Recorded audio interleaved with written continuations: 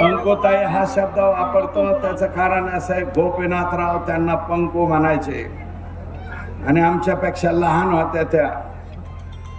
होत्या म्हणून पंकुताई म्हणणं म्हणजे वेगळं नाही. त्यांना मुंडे साहेब पंकू म्हणायचे, मी सुद्धा पंकुताई म्हणतोय बरं का. पंकजा ताई सुद्धा नाही. अहो ताई, तुम्हाला ताई साहेब म्हणलं, मी ताई साहेब म्हणलं. तुम्ही काय मान राखला माझा, असं कस काय केलं तुम्ही? हे करायला नको होता तुम्ही, जे नको ते केलं.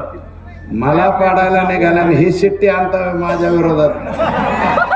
अरे हे एवढं मोठं बदगाड आहे पंकुताई, हे कवर हलणारच नाही. आता तर हे बदगाड परत येतच नाही कधी.